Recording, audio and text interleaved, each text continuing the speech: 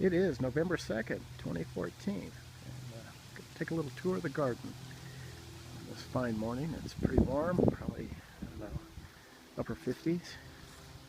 Haven't had any snow yet, although some's predicted for tonight. And only a few light frosts, so the garden is some plants are still producing. Over here in this little raised bed, these are plants that I started with seed about the second or third week of September. And get some red lettuce here. We've got some other greens, broccoli. You can cut these broccoli leaves and throw them in a salad. That's nutritious. And some mustard greens, a little bit of chard, a couple of spinach back there, and one basil. So I'm getting, 3-4 salads a week just out of this little garden.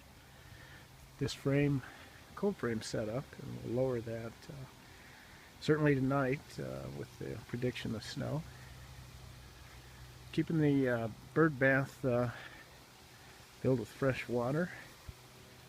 Attract the finches. They're good friends of the garden. Help keep the weed seed down and such. This bed here, I harvested potatoes late summer, and I got about 40 pounds just out of this one bed. And then I planted oats and peas, and these are nitrogen fixing plants. They're called green fertilizer, and they do just that. They help replenish the soil. So it's sort of a permaculture approach to organic gardening. This bed here also had some potatoes, and then I had garlic planted here. After harvest, I put buckwheat in, and that buckwheat is another green fertilizer, and just recently cut it down. There behind the hay bales is the cherry tree. Got a nice bucket of cherries this year. It's the first time I've been able to beat the birds to harvest, and I made some real tasty cherry fresh pineapple preserve. Here are a couple spent tomato plants. This one here is a grape tomato, and as you can see, it's still as spent as it looks. It's still producing a few tomatoes. Same with this one here. This is an early girl, and just yesterday I got 4 or 5 nice looking tomatoes off of it.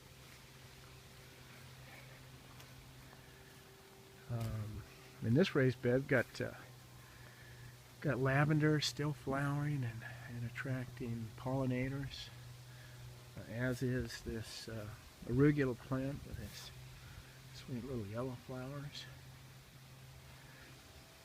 Kale, had some kale in an omelet this morning, and some chard there.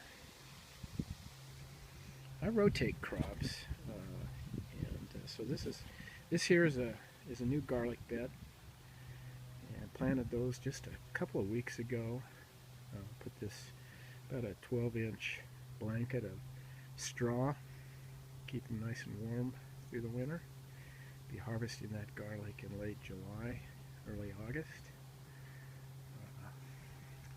Here's a Sol grape plant here. Got a nice harvest off of that. Made about 2 pints of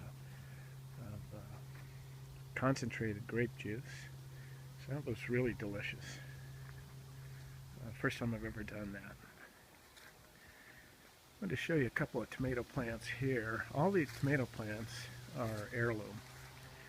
This big one here is a pearly girl.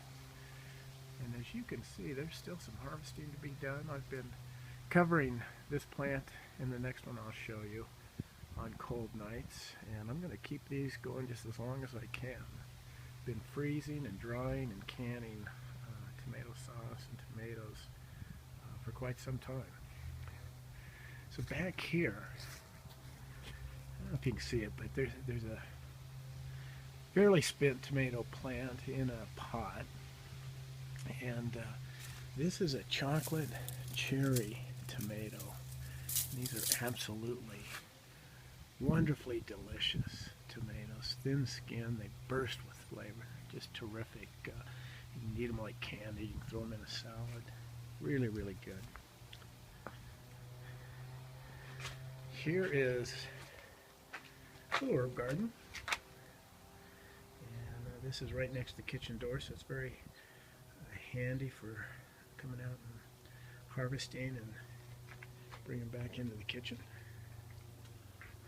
A lot of the leaves have fallen. The apple tree there is still going. It's got some apples I need to harvest this morning.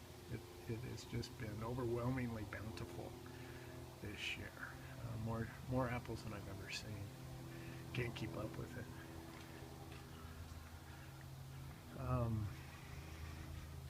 Roses are just about spent. There's a few left. In fact, I've got some fresh cut roses in the house that I cut a few days ago.